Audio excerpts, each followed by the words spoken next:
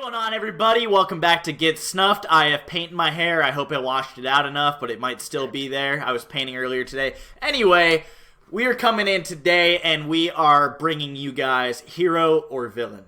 And this should be a good one. Both Madison and I prepared for this one pretty greatly. Did a lot of research and tried to figure out how to back up our stances, but we're going to the courtroom today. It's getting real.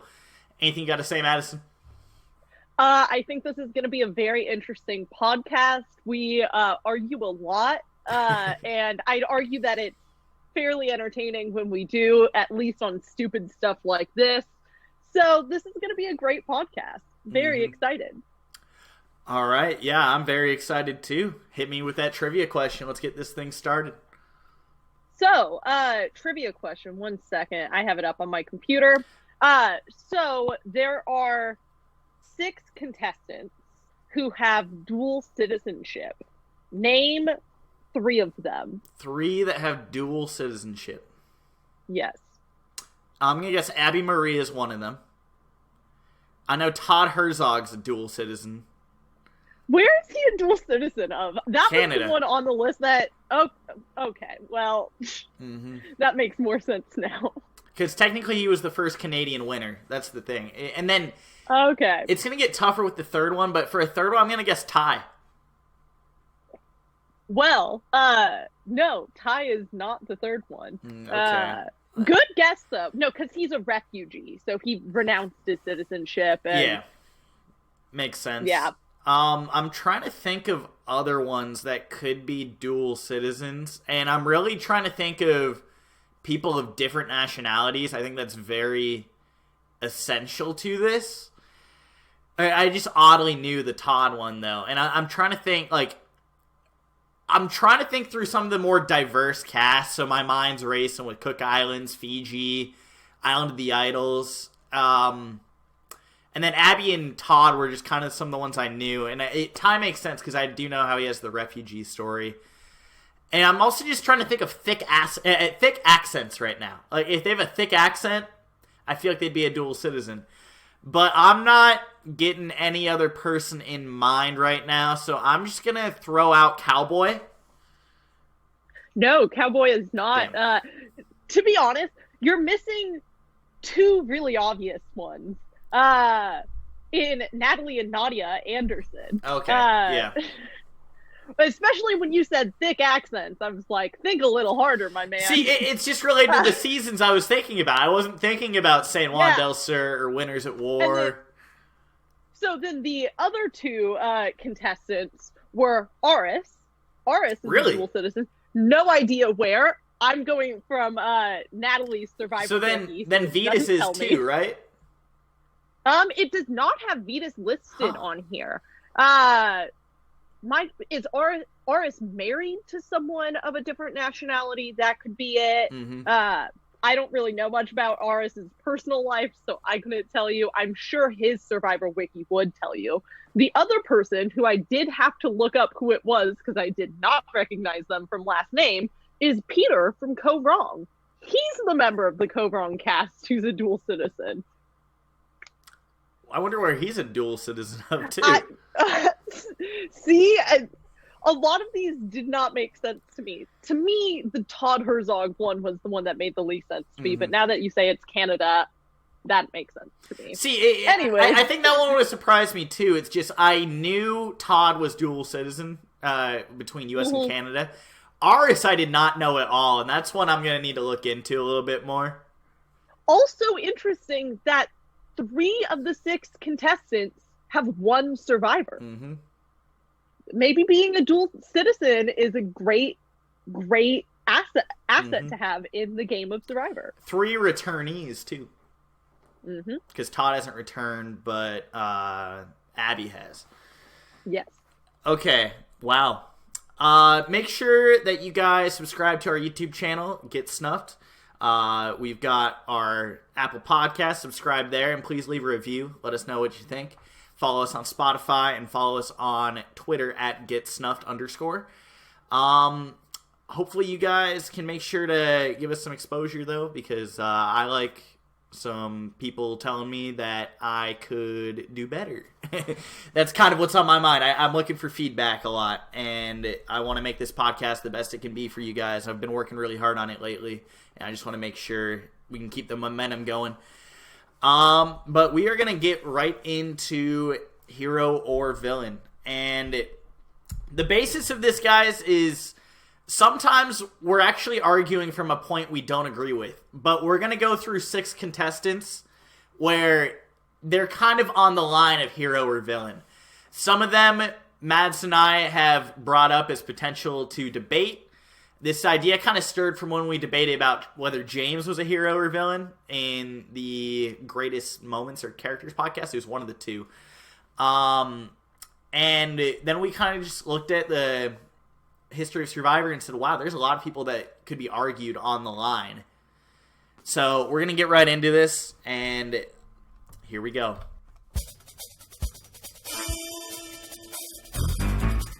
Madison is sending Drew to the stand with the charge that Rob Cesternino is a villain. Drew disagrees with Madison, and they have been going at it for weeks.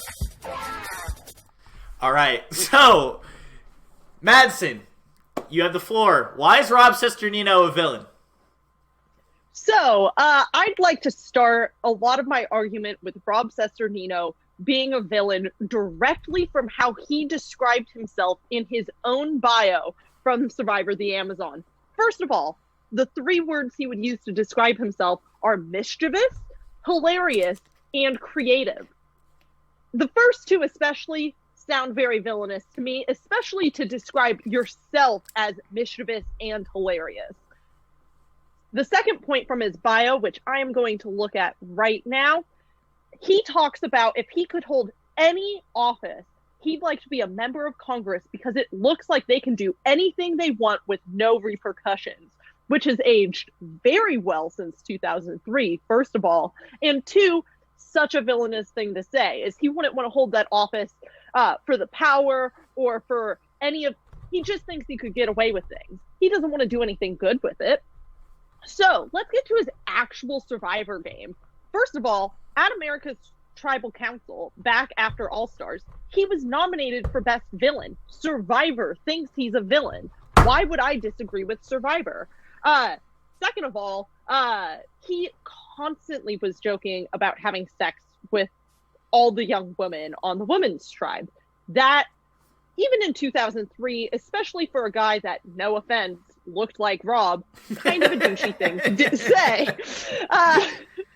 Nothing against Rob. I love him now, but 2003 Rob was saying a lot of douchey things, especially for a guy that looked like that. He was also in a frat in college. It makes sense why some of this language might have been in his repertoire and something that he was comfortable talking about all the time in front of a whole bunch of other men. And last but not least, not last but not least, one last point before I get to last but not least. So, he was also incredibly snarky the entire season. You could see it in his bio with his Congress comment. You can see it in almost every single one of his confessionals. You can see it in the way he jokes about wanting to have sex with all the women. Like, you can see it in every aspect of his game. From the way he describes himself written, to the way he acts in the game, to the way he talks with other contestants, to the way he talks to producers. Every aspect of his game is snarky, which, especially in 2003, I think makes you a villain. And then lastly, he was the first, as I said, chronic flipper in Survivor history, where he was just going back and forth between different alliances.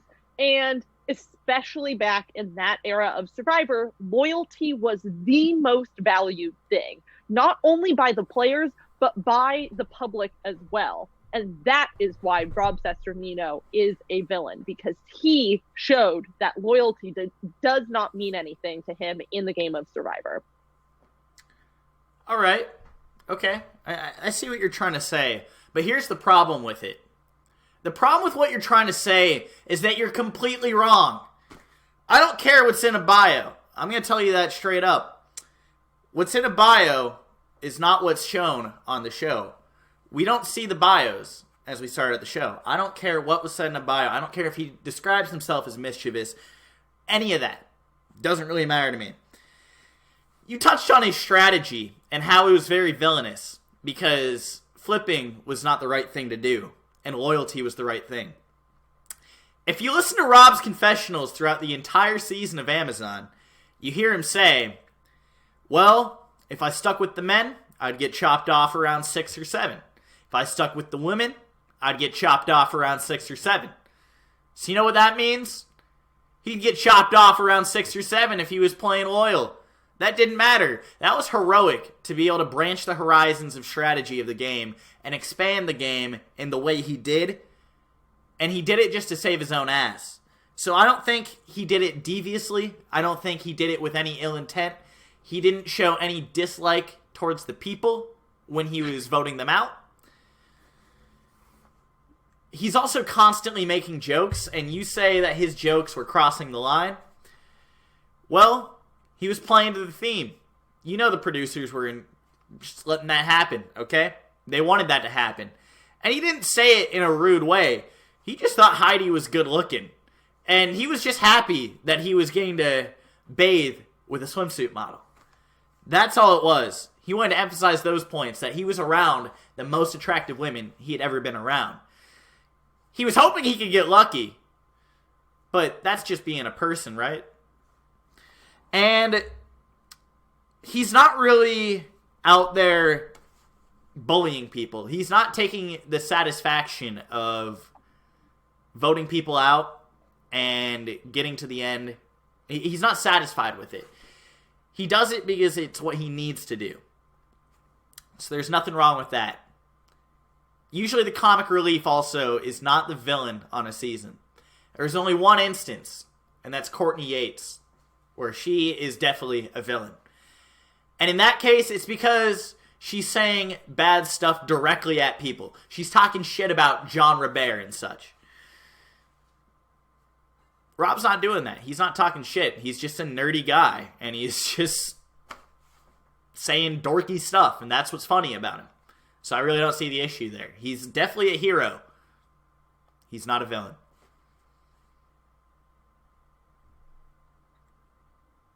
Do I get a rebuttal? You do. Okay, cool. So, my rebuttal. First of all, you addressed very few reasons as to why he is our hero. You did address a lot of reasons as to why you believe he's not a villain. Not being a villain does not make you a hero. There are literal hundreds of Survivor players that would tell you that. And that would be clear pictures of not being a hero or a villain. Most first boots in Survivor history are a great example of that. Second of all, I think that it's very easy to be the comic relief of a season, but also be the villain. They're not mutually exclusive. Courtney is a very easy example of that. I would argue that Rob Cesternino is almost a precursor to Courtney in the Survivor universe.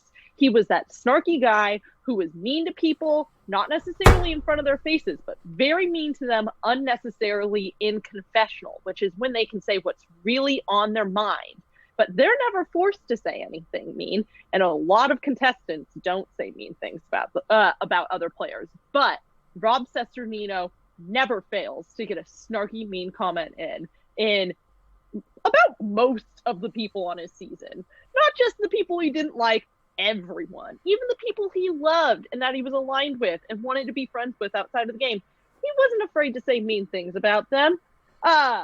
Also, you failed to come at my point that Rob Cesternino, by Survivor itself, was considered a villain. And that doesn't matter. That doesn't matter. We're gonna talk about someone who was identified as a hero that you're gonna argue is a villain. And you're going to argue another hero is a villain. Don't forget about one of your people who started on the hero tribe that you have as a villain. Yeah. So don't come at me. Yeah, but that's different. That is a different season. This is heroes versus villains that we're talking about. We're talking about the hero or the villain. We're not talking about the hero, healer, or hustler. I don't see how that is. They're different definitions This is in terms of the show. That was in terms of outside in real life. And in terms of the show, Rob Cesternino is most definitely a hero. He's the protagonist of the season. Who are you rooting for when you're watching Survivor Amazon? Who are you seeing on your screen the most and saying, that's who deserves to win? And not because he backstabbed other players, but because I like that guy. You can still be a villain and be likable. I like Tony Vlachos, but Tony Vlachos is undoubtedly a villain in Cagayan. He's a likable dude, and I still wanted to see him win, but you still don't like he's still a villain. And that's Vandenberg. Lex Vandenberg, great dude, but total villain. That's why a lot of people call Lex Vandenberg an anti-hero, because he was a nice guy who was doing villainous things. Yeah, and he's an anti-hero. He's not a villain. But I'm still arguing. He did villainous things and was a nice guy. You're not arguing that Rob Cesternino is an anti-hero like Lex is. You're arguing that he is a hero. Yeah. But he undoubtedly did villainous things throughout the Amazon and has described himself in a way, both written in his bio and to the cameras, as someone who would do whatever it takes to make the $1 million, even if it would hurt other people's feelings, even if it would hurt other people. It didn't matter. He was going to do what it had to take to win. And he was consistently snarky and mean to people in his confessionals when he had no reason to be snarky and mean to people in his confessionals, because it's just confessionals. That's what you're saying. That's really off the cuff of your mind. And if that's what you choose to say, that makes you a villain in my book. So who are you rooting for? You're choosing to say. Who are you rooting for when you watch Amazon? Who's the audience rooting for? First of all, I did not watch Amazon when it first aired. We're watching it with a historical perspective of who Rob Cesternino is. Mm-hmm. We also have to think about what was going on in the time that Amazon aired. Like I said, you can still find the villain very likable and enjoyable.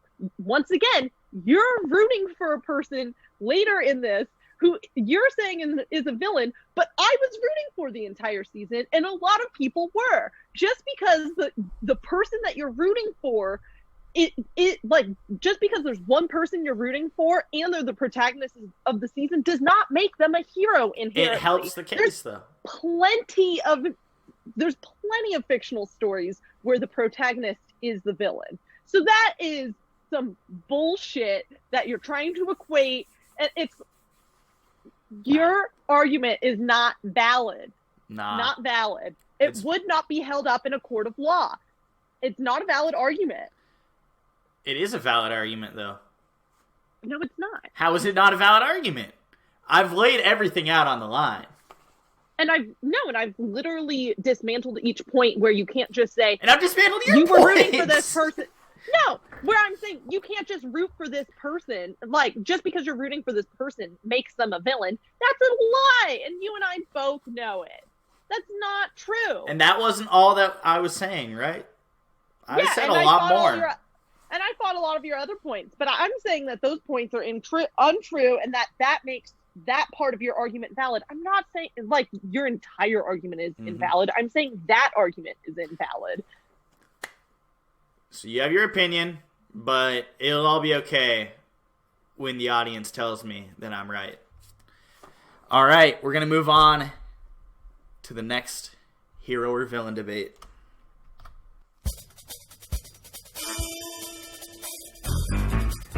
Madison has challenged Drew, saying that Cirie Fields is a villain. However, Cirie was placed on the hero tribe for some crazy reason. Because of this, Madison will be challenging Drew and trying to claim why Cirie is truly a gangster. Alright. So I'm going to start this one out because you started out the last one, and I'm taking the side of hero here. It's really easy to say that Cirie is the villain. We just talked about in our character piece, Cirie is the mom of Survivor, okay? So that is our perception of Cirie. And the mom of Survivor gotta love the mama, okay? You gotta love the mother, or the mother figure that you have. Everyone loves that. If I see Cirie as my mother figure when I'm watching Survivor, I see a good person. That's clear. Cirie is the ultimate underdog, and everyone loves a good underdog story. And they are very compelling, and Cirie is completely the same with that. Her narrative about being the woman that got off the couch to play Survivor, that's generally how you would describe her story. So that means that she's very likable because she's just like you, just like the viewer. You're just sitting there on the couch, and she's like, yeah, I'm that person that was on the couch, but guess what? I'm here. There's no issue at all. And when you watch Survivor, there's a reason why Cirie's getting the confessionals a lot. And that's because, number one, Cirie's a good storyteller.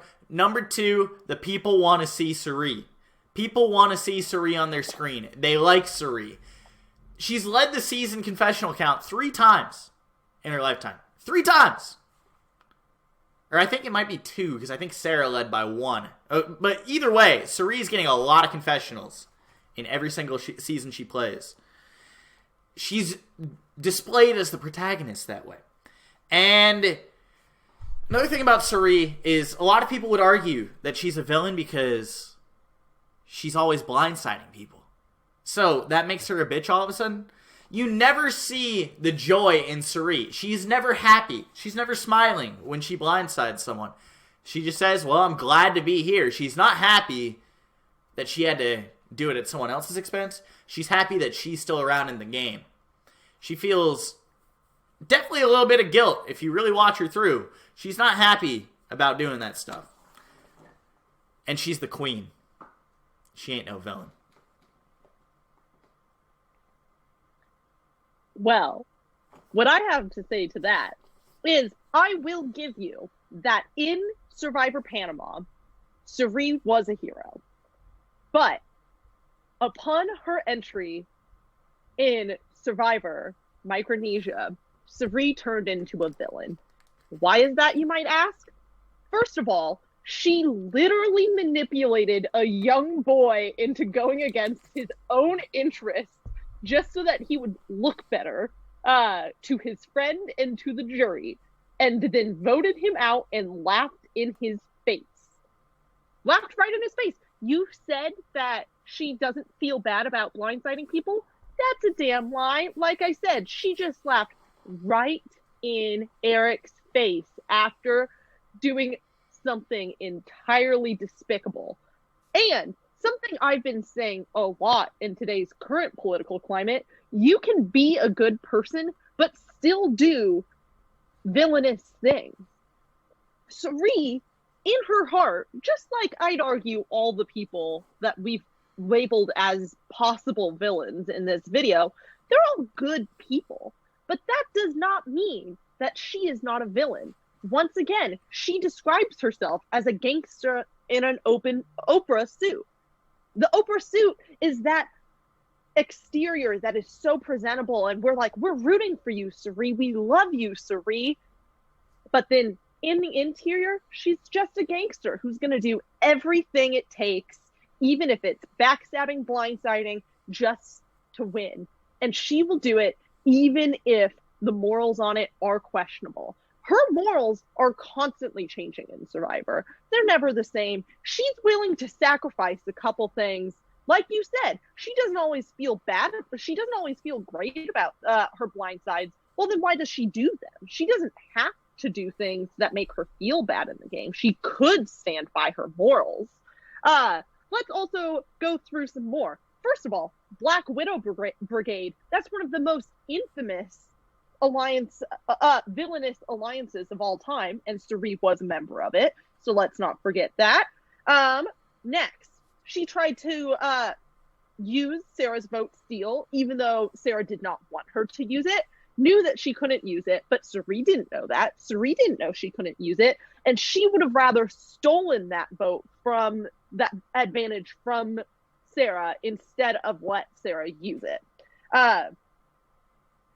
And that's really all the main points I have listed here. The other thing I have listed here was just something that made me laugh when I read her original bio for Panama, which it literally says, Fields swims regularly. And I'm like, that doesn't sound like the Cirie we know and love from Survivor.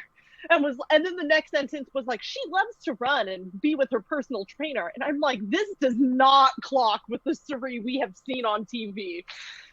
So, just a humorous point to leave my argument off on. But just because she's a good person doesn't make her a hero. And I would argue that her actions time and time again have shown that she is willing to do things in the moral gray area just to get ahead. And that is villainous behavior in Survivor. I hate to say it, but you're wrong again. I'm going to tell you why. You say that Cirie was laughing in Eric's face. I don't think so. She was voting Eric out. The group was laughing, and she was just laughing because she didn't think it was going to happen. It was a shock laugh. It wasn't a, ha, you're stupid laugh. It was a shock laugh. And then if you want to get into Cirie's morals and how they don't play a factor in the game, it's not about the morals for Cirie. It's about getting to the end for who? Who drives her game? You know this. You know this. I'm not helping your argument. You can finish your sentence yourself. All right. Well, if you don't want to answer, it's her fam-damly, okay? I didn't like that. I should have. Her family. Never mind. Her family is who drives it. All she's doing is trying to go out there and get some bread for HB, Jared, and company. That's all we know about. Cirie is the mom right there. And who really cares about that, right? You got to go out there and you got to get your bread when given the opportunity. Now, you want to talk about how Cirie tried to steal an advantage and do that sort of shit? Well, in Game Changers, she was actually doing a lot of great stuff, too. She was integrating Michaela into the group. She was taking Michaela under her wing. She was giving her the wit that Michaela lacked and saying, hey, Michaela, I know you think you might know everything, but trust me, when I was your age, I thought the same thing, and I know I don't know everything. There ain't nothing wrong with that. And you want to talk about how she is the gangster in an Oprah suit. When I'm watching television, I don't just take words. I look at what's in front of me. What am I looking at? I'm looking at Survivor telling me that Cirie is a hero constantly. Hell, she was even on the Hero Tribe! One of the most 5 iconic heroes, according to Survivor, in the first 20 seasons. Now, there's a reason for that. I don't care if she was part of no Black Widow brigade. Sometimes you're going to be in an alliance where you may not be the hero or the villain. Amanda and Courtney were in the same alliance in China. One's a hero, one's a villain. Amanda's a hero out in Heroes vs. Villains. There's only one member of the Black Widow brigade out on the villain tribe, and that's Parvati, because she's the villain. She's the driver of it, and that's why it was the Black Widow brigade, because it was skewed for the winner. So Cirie is a damn hero. I have a couple issues with what you've just said. First of all, you can say that Cirie gave Michaela some advice, but you can't say that Cirie gave her wit. Michaela had plenty of wit before Cirie showed up, so don't disrespect my girl Michaela like that. Second of all, is that about Cirie though? Is that about Cirie? I just wanted to protect my girl about Michaela Cirie? because you did. Shut the fuck up. Second of all, I think that when someone is telling you something, you should listen to them. Just like I said with Rob. Rob described himself as mischievous, which is typically associated with villains. If Cirie herself is sitting here and saying, I may look like a hero, but really on the inside, I'm a gangster and I'm a villain, listen to Cirie. She's sitting here telling you, literally, to quote Sandra, I don't know about that. Like, her entire argument throughout the season of Heroes versus Villains is, I shouldn't be on this tribe. I don't behave like a hero. I am a lot more of a villain, but I'm going to take advantage of the fact that I'm with a whole bunch of heroes to the best of my ability. It didn't work out for her, but her entire arc on Heroes versus Villains, even though she was placed on the heroes tribe, was about her not feeling like she was actually a hero. So, I, to this day, will believe Cirie for her own word, because I believe people when they tell me who they are. And Cirie Fields told me herself that she is a villain, and I'm going to stick with Cirie in my argument here. So what you're saying is, at the beginning of the game, when Jeff asked who thinks they should be on the other mat, and every villain shot up their hand, you agree with all those villains that they're all heroes? I'm sure that's not the damn case. You think Russell Hantz, Boston Rob, Parvati, all them motherfuckers are villains. And I know for damn sure that's the case. First of all, and let me finish talking right here. It doesn't matter what Cirie says. Could you see that smile, that contagious laugh, and that queen of Survivor on the villain tribe? Do you see her fitting in on that tribe with Sandra, with Parvati, with Courtney, with Jerry, some of the most ruthless people to ever play the game? She does not fit in, okay? Her look does not fit in. She would have not been a fit on that tribe because she's a hero. First of all, you're literally fitting into the argument that she made herself of, on the outside, I look like a hero. All of my characteristics make me seem like That's a hero. That's what I'm showing on the show. But I'm not. But that's why I'm saying you are literally following into the narrative that she's created, saying that she is a villain. So, well, I'm not denying she said that. I'm not following into the narrative. I'm saying she is a hero. All right, so the YouTube people are going to be confused. There's been a bit of a wardrobe change for one of us. I just haven't changed. We had major tech issues right after we got wrapped up with the Cirie stuff yesterday. So we are recording on a new day, and we are going to be moving on. But yeah, sorry, YouTube people. You're seeing different clothing, and that's probably unusual for you. Anyway, we got some business to get to.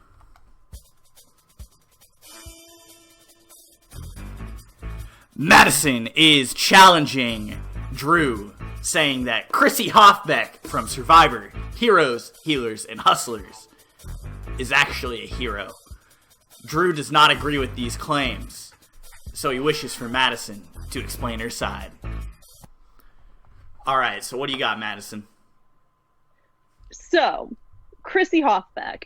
Well, my first point is a very minor point. She is on the Heroes tribe. Well, we have already addressed that this is not a major thing.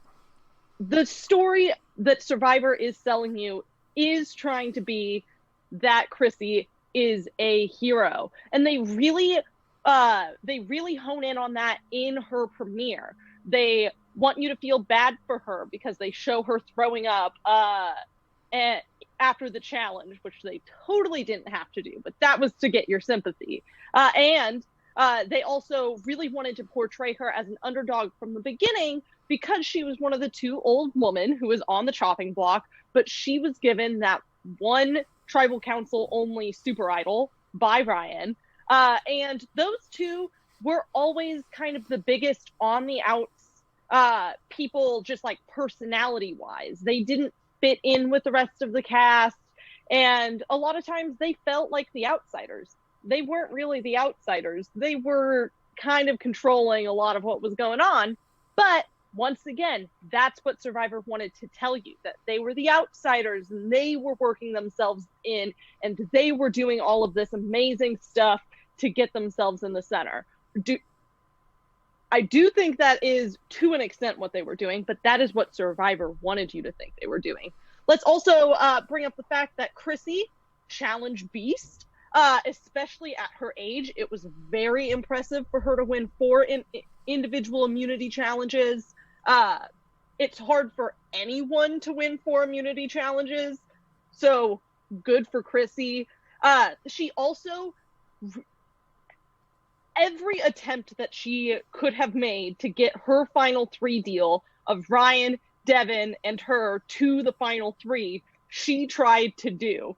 That would have been the final 3 if the final 4 firemaking wouldn't have happened. So she did keep her word to those people, which is really important. Once again, loyalty is very important to heroes. And just last point overall, she's a really inspiring female Survivor player. She's a really inspiring general Survivor player. But Survivor really was trying to get you to feel like she was an inspirational figure and to look up to her. And who do you look up to? Heroes, not villains. There we go. Man, you're just wrong again.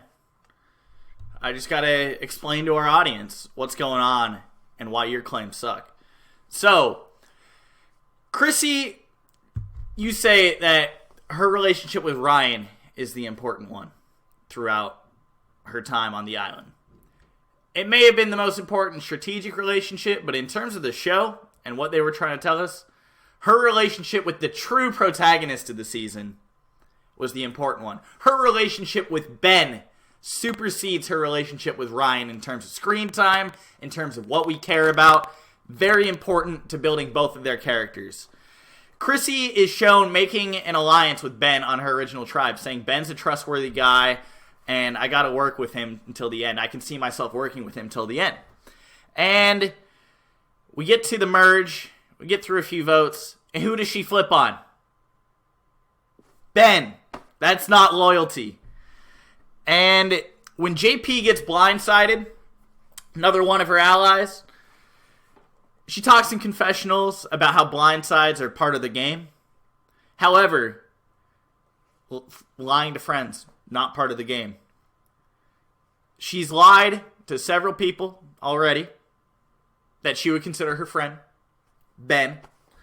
And she just gets hypocritical because she's yelling at her alliance and she's like saying that the blind side wasn't okay. It was nothing about whether the lying thing was part of it. It was the blind side that she said she was hurt about because she wanted JP to be there. And she's constantly trying to blindside Ashley, but she always preaches about how loyal she is to that Power 6 alliance that she had. Well, you can't be loyal to everyone, right? So who are you loyal to? And then she always just, in confessionals, just talks about how obnoxious people like Joe are. Like, Joe's loud and annoying, and he gets on my nerves. And she also has one awful moment at the Loved Ones challenge when she wins. She says that she felt proud about not letting Ben see his wife. She felt good about it. That was her thing that made her proud because of that challenge. It wasn't about, yes, I get to see my loved one. It was about, I got to make sure Ben didn't get to see his loved one. That's a villain right there. My first counterpoint is, A, everyone in that season was horribly, hangry and just awful to each other in the end of the game. That, final stretch, everyone became an awful person. So, including Ben, who we have seen time and time again is actually a great guy, but at the end of a Survivor game becomes an asshole. Will I disagree that Chrissy is not one of those people as well? Of course Chrissy became an asshole towards the end of the game. Ben did too, but we all consider Ben a hero, so let's not hold that against Chrissy. Second counterpoint. Joe Mena would call himself annoying, obnoxious, all of those things, and would be open to the fact that he is all of those things, and he is doing so purposefully, even if it is just his personality. So, even Joe Mena would not hold it against Chrissy for saying those things about Joe Mena. He'd be like, yeah, you right. Like, let's move on.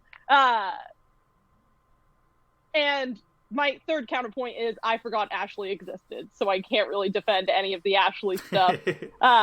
And the only video I could find was Chrissy's confessionals, so anything about screen time is also really hard for me to defend because I don't remember the screen time of that season. HHH was fine. So I don't remember details about it. But, you know, those are my main counterpoints is I don't hold anyone's behavior against them in the end game of that game. And B, Joe Mena also would agree with her points about his behavior. That doesn't make Chrissy's behavior right, though. Once again, I'd argue that Joe Mena would argue that it does. But it doesn't justify Chrissy's behavior. And that's the problem. So, here's what it comes down to, audience. Are you going to take the side of someone who admittedly says, oh, I don't remember much of HHH? Or are you going to take the side of me, who knows what he's talking about? Because Chrissy is the villain of that season. The villain. Not a villain, the villain. I don't care if she was the heroic underdog who won immunities. She was heroic on episodes 1 and 2, and that's about it. And then she just turned around, became a villain, really. She was just awful to everyone. She kept on being hypocritical. Was against the main protagonist of the season. Was the villain. Was the kryptonite to Ben. That's a villain right there. The only point I'd majorly disagree with you on there is that she is not the villain of that season. I would argue it is, if not both of the coconuts, just one of them, and that one would probably be Joe Mena, because he was a consistent villain throughout the entire thing. Joe wasn't around long enough to be the main villain. You gotta develop that villain arc. There's a lot of main... Chris Noble was... No. Chris Dominic. Noble was the main... I don't necessarily... I don't disagree. I don't agree that Dominic is the villain of Ghost Island. I think even the Survivor producers would disagree with you there. I don't disagree with you that he is a villain, but I would disagree with you that he is the villain of that season. There's a difference, because he's not the antagonist. We're never rooting against Dom. But we're rooting for Wendell. But anyways. But that doesn't mean you're rooting against Dom. In the finale, though, if you're rooting for Wendell, you're not rooting for Dom. But that doesn't make him a villain. Dom's still a villain, but that's a different argument for a different day. Yeah. I was like, I will argue this point to the ground. Chrissy, I won't argue to the ground, but I will argue the Dom point to the ground. See, she just admitted Chrissy's a villain, so we can move on.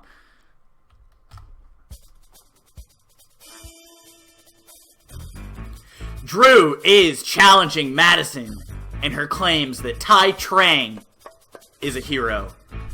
Drew believes that Tai Trang is one of the biggest villains in recent Survivor history, so he must claim and defend his case. So I'm going to get to it right away. This is controversial with the entire Survivor community.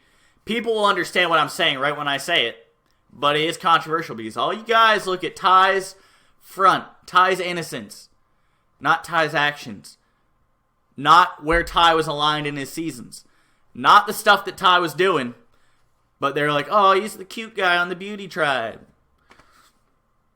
He's a damn villain, okay? I gotta get into this. So, Tai is shown on screen dumping water into the fire. Okay, name everyone in Survivor's history who has dumped water in the fire, burned stuff in the fire, dumped out rice or whatever, and is not a villain. There's not a single one, because Tai's included in that. And don't make Tai the exception just because of that. And he engages in these evil deeds even though he knows they're wrong. Even though Scott and Jason recommend them, and he could just say, no, I don't want to do that. Or, yeah, I'm not doing that. It's just not in my moral code. Or even try and talk them out of it and say that's not a good idea because that's just going to make people angry and we shouldn't be doing that. However, Tai doesn't do any of that. He goes along with it. He wakes up in the middle of the night, dumps water on the fire. Now, you want to get to what's even worse? And this is a problem for people because they're going to say, oh, well, Ty's going back to the heroic side. Well, we get to tribal, and Scott gets voted out. And Tai has one half the idol, Scott has the other half. And they can combine that super idol because the idol has a brother. And guess what? Tai says, no thanks. I showed I was loyal to you. And I was loyal to you. I even dumped out water on the fire. But I just want to make myself into more of an asshole. When Penner flipped twice, when Penner was awful to everyone in Cook Islands, he was the villain. Tai was awful to everyone in that season. And for some reason, he gets off free.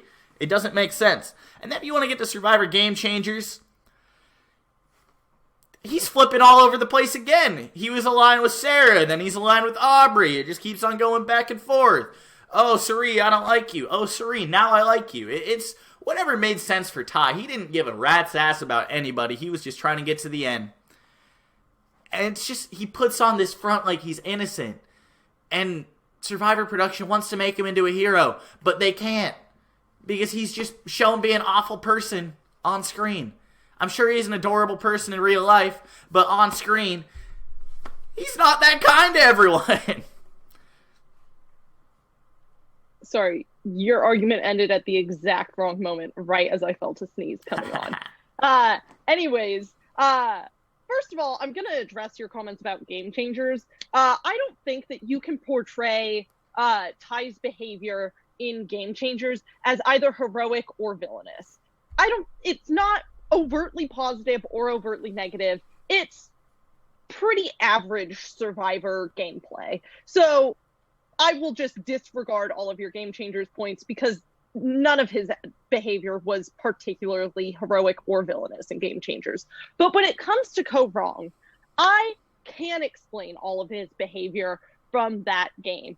And it is that Tai, from the second that he stepped foot on that beach, he felt like he did not fit in. A lot of that comes from a history of feeling like he doesn't fit in because he's a non-native English speaker who is a refugee in our country. That makes you, most times, an outsider in any room that you walk into. And that is exactly how he felt when he walked onto that beach.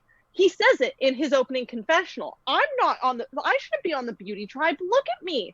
I don't even know if my boyfriend would put me on the beauty tribe. What am I doing here? But he compromises his morals multiple times in the pre-merge to please people around him. And he does that because he is so scared about not fitting in. Every single one of us who is listening to this podcast has experienced those feelings where they have felt like they don't fit in. They most likely felt those feelings in middle school, and we all did things we would not have done normally because we were so desperate to fit in. And I empathize for that greatly. I also think that when you get to Scott and Jason, who really were trying to bully him into doing things that he didn't want to do, I will say that because we do also see in the pre-merge where Tai is helping Caleb kill the chicken. He's holding the chicken down, which literally drives him into tears. But because Caleb is his friend, he will do that with him. So he does that. He sits there and he helps Caleb kill the chicken. Tai doesn't think that's right, but no one gives him shit for doing that either. So then we get to Scott and Jason, who are trying to bully him into doing all of these different things. He says to camera, I don't believe this is right. But he does the exact same thing he does earlier in the game because he has chosen these two people as the people who are his friends, who have his best interests in heart, and are the people who he should play the game with. He trusts that they're doing things for the right reasons, so he does it with them. And he thinks that that's how the game is best played. He's wrong and he's misled, but that is not because of his own intentions, beliefs, decisions. It was all the decisions that his allies, Scott and Jason, who he had put his full loyalty in, told him to do. Then, the reason he flips on those two people is because Aubrey, even if she was only doing it for her best interest, Tai doesn't realize this. Aubrey goes to him and tells him, those two don't have your best interests in heart. They're not trying to help you win. They're not trying to help you get to the final three. They don't care about you. And that gets stuck in Tai's head. And he thinks now that I've been misled. I've been bamboozled. No, I really shouldn't have done those things. Aubrey's right. They didn't have my best interests in heart. And Aubrey convinced him to stand up for himself against people who were not putting his best interest in heart and who were trying to convince him to do things that went against his moral ground, which if they were his true friends, they would not have done. So Tai Trang is not a villain. He is a victim in this story to Scott and Jason, who are known bullies from that season. They bullied multiple other people, and they bullied Tai too. If Scott and Jason had not been there, Tai would have done exactly zero of the things that you consider villainous, and he only did those things because of Scott and Jason. I rest my case. So oftentimes, when someone's bullied, that behavior gets justified to them, and then they start to bully other people. And that has happened in the case of Tai. I will fully accept that. However, he still has the negative connotation of being a bully. When you're pouring water out in the fire and putting out the fire like that, that shows that you're bullying the rest of your tribe. That's just the truth behind it. And you wanted to get to how Tai and Caleb are such good friends. I do remember that chicken scene. And oddly enough, who's someone he screwed over in Game Changers? A friend. No, he is not friends with Caleb no more. He screwed his ass over early on in the game. And damn, he just gets away with it. He gets away with everything.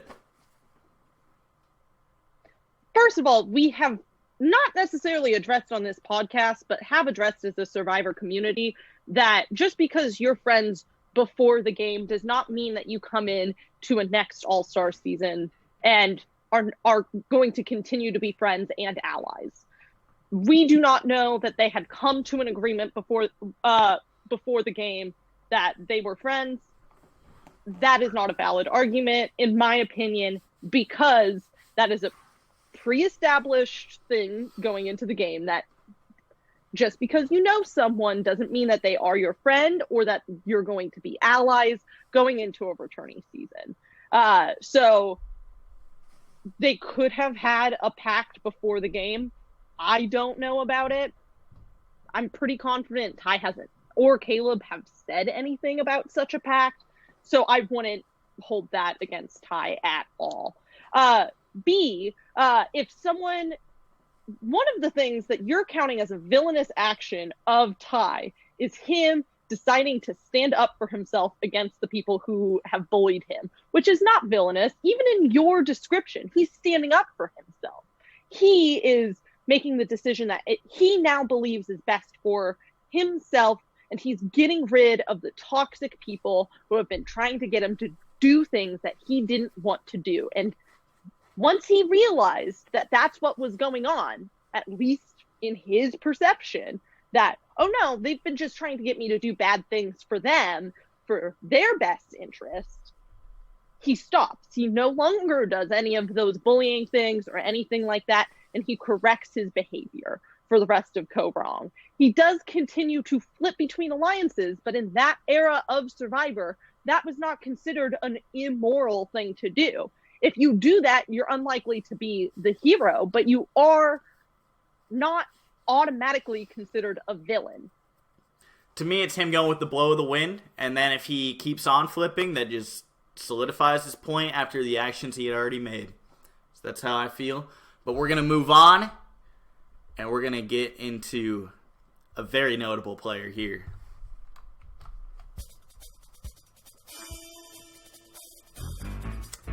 Drew would like to come and challenge Madison and state that Natalie Anderson is a hero. She is no villain. It doesn't matter if she has just played the game well. She's a hero of this game. So we're going to get into it with Natalie right here. And a lot of people like to say Natalie's a villain. And I hear this commonly, actually. And I don't agree with it, because just because Natalie is making these good plays in the game, she is definitely the hero in San Juan del Sur and Winners at War. Now, you want to look at the narrative of San Juan del Sur, and the narrative tells you this. Natalie and Nadia start out on different tribes, blood versus water season. Of course, Nadia is who she feels closest to.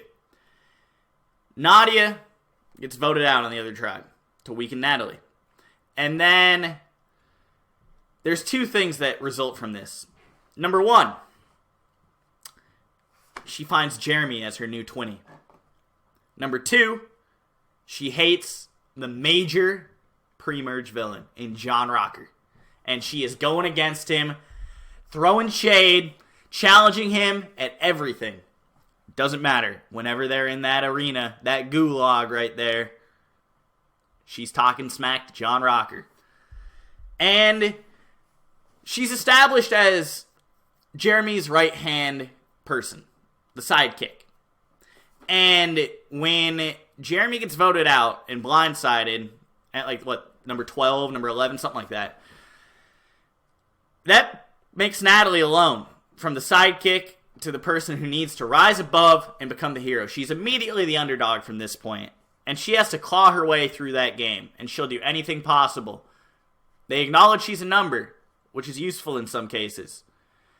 And it leads her to the end, because she plays well. She plays her ass off, and she gets to the end, and she takes that win for Jeremy, for Nadia, for her fallen comrades. That's heroic if you're going to do it on behalf of the people that you care about. Now, Winners at War, she becomes the ultimate underdog again, as she is voted out of the game first. And she goes to the edge of extinction. She's on her own. And she immediately says, it's time to get to work. And she's inspiring everyone that's viewing Survivor across the nation. And as we're going through this, we see all the work she's putting in. She gets a lot of screen time on the edge of extinction. And it is shown that she's grinding. She's doing whatever she can. You get people talking about Natalie, like, Natalie's a beast. Natalie's this and that. Everyone's just fresh in their mind saying, wow, Natalie is awesome. And then she gets back in the game. And it's like, yo, she did it. And then she makes the final tribal. And she gets second. From first out to number 2. And everyone's just talking about how she's a beast for what she overcame. Mind you, she doesn't get the win in the end because Tony played a great game. But Natalie had an argument there. From the bottom to potentially the top. That's heroic. Well, I'm going to start my argument off with the fact that we can both agree that Natalie Anderson on The Amazing Race is a villain. I know we're not counting The Amazing Race in here, but it is not really up for debate that the Anderson twins, both Natalie and Nadia, are villains on The Amazing Race. And I'd like us to remember that context as we analyze Natalie's game in Survivor. So, my main argument when it comes to Natalie being a villain is that in both of her seasons, her motivation to continue playing the game and to win and to play as hard as she did was revenge. Revenge is an inherently villainous motivation to do anything. Even if the results are inspiring, even if the results are impressive gameplay, even if you're doing quote unquote heroic things with a motivation of revenge, the motivation turns those actions into villainous actions.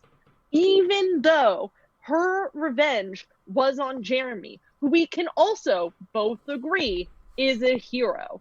But not everyone goes and plays the rest of their game motivated by revenge, even if their ally gets voted out. That is the key to Natalie Anderson's game. And that is also the key to Natalie Anderson's power. I think Natalie Anderson plays the game the best when she is trying to get revenge, either for her sister, either for her ally, or just for herself. She needs the revenge to drive her. And that is what crafts a villain. There are so many good Disney villains who are built on revenge. That's all they're looking for. That's all they need. Let's also talk about Marvel villains. That is their entire driving force, as is it Natalie. In her first season, her revenge was for Jeremy, her biggest ally. In Winners at War, her revenge was for herself, for getting voted out first. She had to prove it to herself and prove it to all those other losers who fucking voted her out first and underestimated her. Bam, she's got to do it to prove it to herself. And that is such a revengeful motivation and a villainous motivation to play Survivor. See, I see what you're saying with the concept of revenge here. However, the thing about revenge and villainous stories is that when the people are getting revenge, they're going to extremes in terms of villainous action in order to get that revenge. I'm just going to take an example right here from The Incredibles. Syndrome. He's just a little buddy, and Mr. Incredible doesn't want to have anything to do with him as the sidekick. So Syndrome decides to say, you know what? I'm going to rule this world. I'm going to be super. He goes to extremes to do that. He's building these gadgets, building these weapons that can destroy the world. And he's not stopping at that just because of Mr. Incredible saying, I don't want you to be my sidekick. Natalie's not going to extremes. It's just her comrades fell. And people had committed bad actions to her. And she's not going to extremes to supersede what they're doing. She's going on their level. Whether it's just saying, screw you, John Rocker, and John Rocker comes back and just keeps on saying the same stuff. They're on the same level at that point. Natalie's not superseding that. Natalie's not going to the extreme. If you want to talk about the smart idol plays, or when she, like the smart idol play with Jacqueline, that's just her making the smart play. It's not going to an extreme. She just tried to lock her spot up in the final three. If you want to look at when she did the acting job at Tribal Council and said, oh, I thought I was supposed to vote for someone else. And that was just an acting job. She wasn't going to extremes. She wasn't trying to tarnish other people in the process. She wasn't dragging them down and taking it to a point of extremes. That's my point there.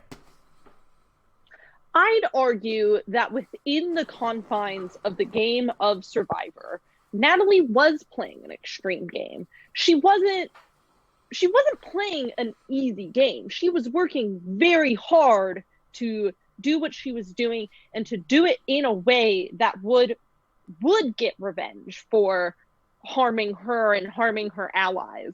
She explicitly took joy in crafting that blind side of John to avenge the blind side of Jeremy.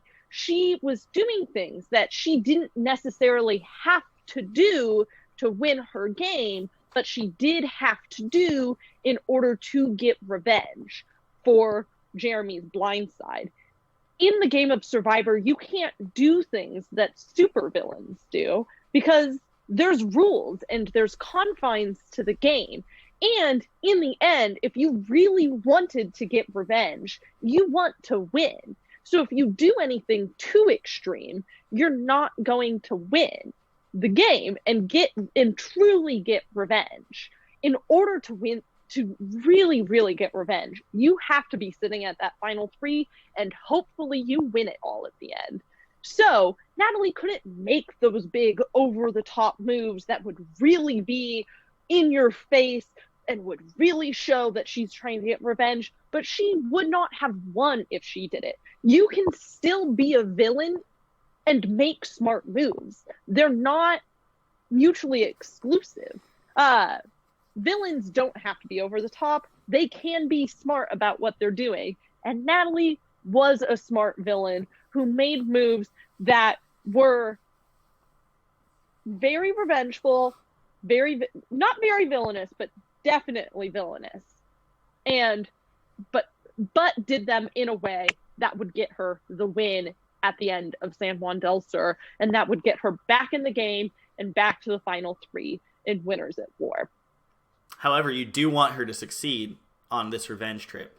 The audience wants her to get that revenge. We're all rooting for her. That's not villainous. That's a hero. To be fair, a lot of people were rooting for Killmonger in Black Panther, who was also looking for revenge. Well, they were just not going with the confounds of the story. Yeah, I was like, well, but also they were like, that's how compelling of a villain he was. And that's how compelling of a villain Natalie is, because her motivation is nuanced, but still villainous. Unlike just, I want to fuck shit up in this game. I want to cause chaos. That's not a nuanced villain, but Natalie is a nuanced villain. All right, well, we got to move on. We're getting to our last person of contention. I was struggling for words there. The last person of contention for hero or villain.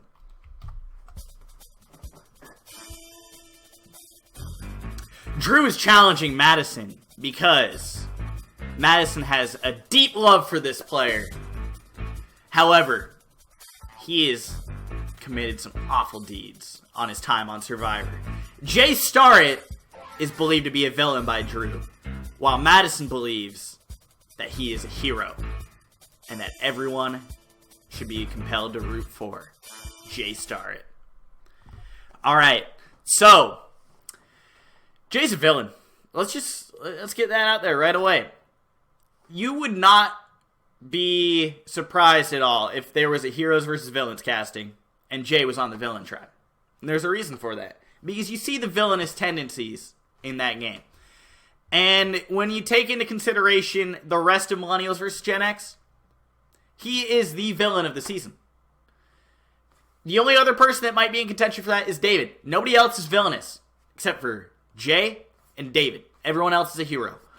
So, Jay in his confessionals and to people's faces is calling people idiots, stupid, I hate you. And some people take it as a joke, some people don't. However, some people don't. That's the key right there. Some people are like, oh, he actually hates me. Oh, he actually thinks I'm an idiot. That doesn't make people feel good.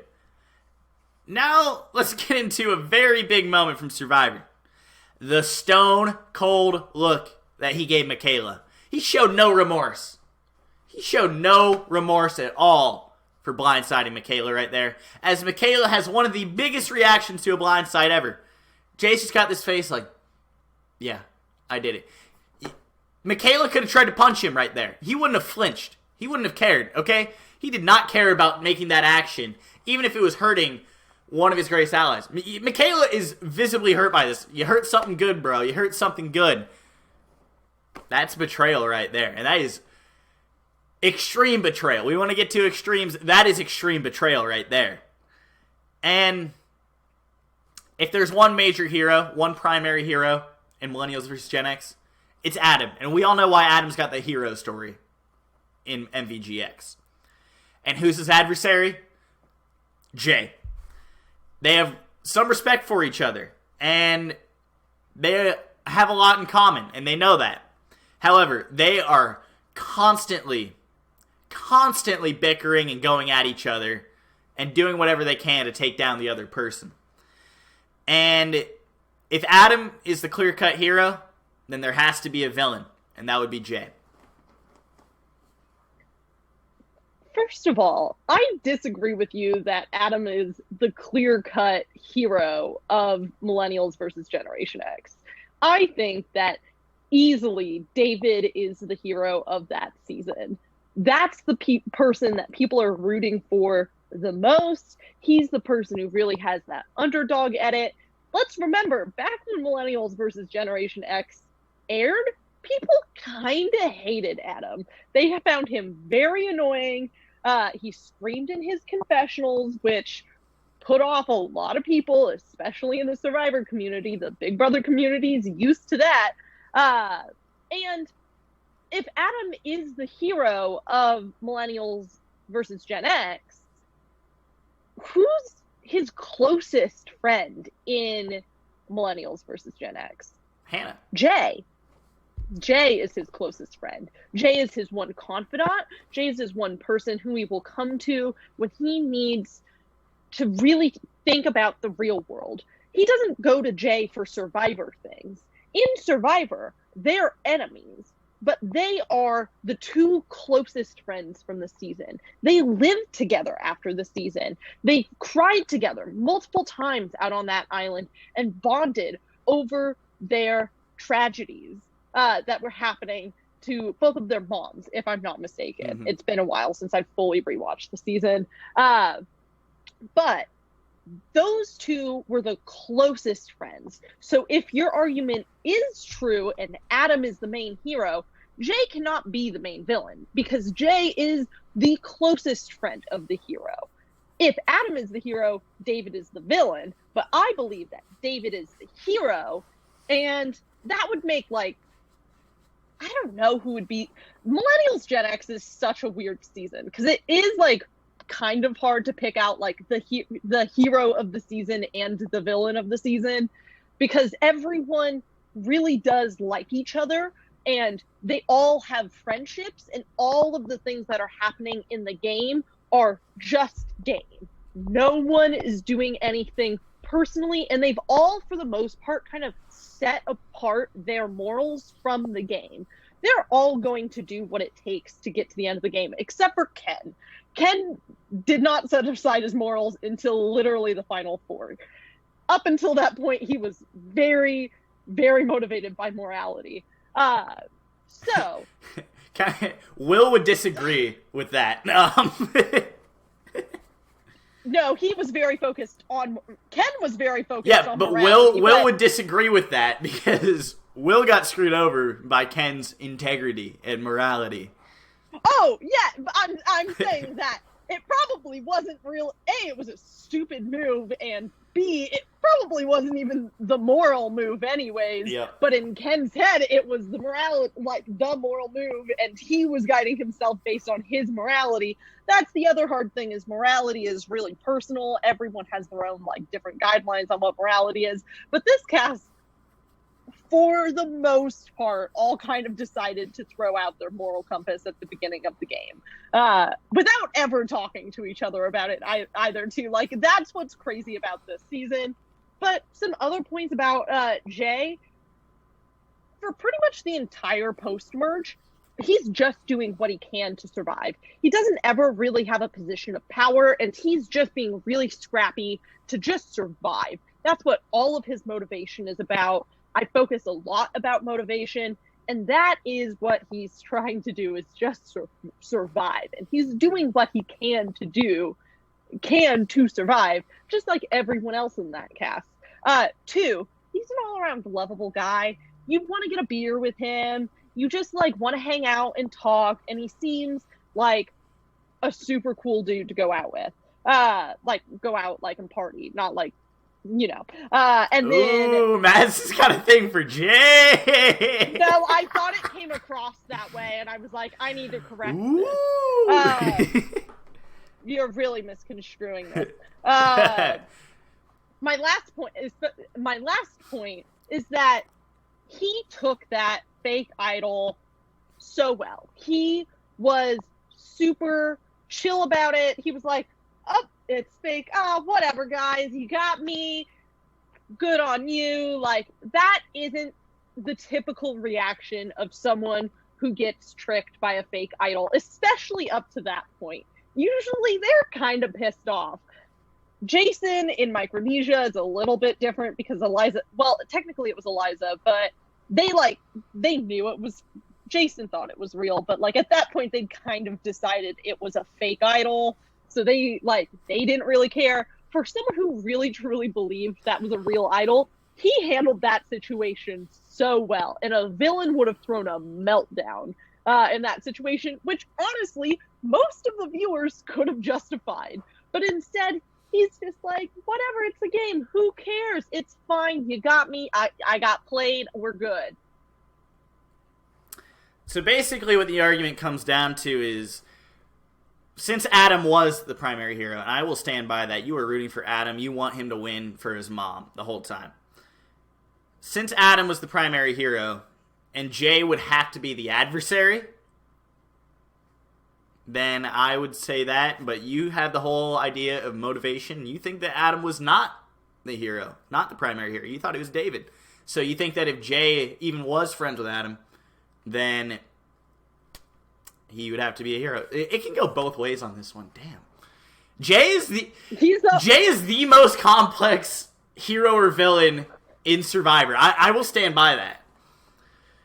You reminded me of how I was going to start my argument, and I totally forgot, so I'm going to say it now. I was going to start my argument by saying, you said that you could very easily see him on the villain's tribe. Well, I can also very easily see him on the hero's tribe. I would not be surprised if he were on the hero tribe. And that's that. He is very much...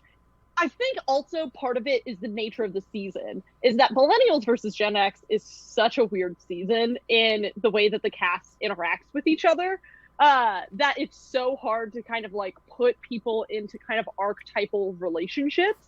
Even just with the Jay and Adam relationship, we've never seen a relationship like that on like a reality competition show before, let alone on Survivor. Like, that's a very unique relationship that we will never see again portrayed on our TVs, really. And also, if you were to put Jay on almost any other season of Survivor, he was an alternate for Co Wrong.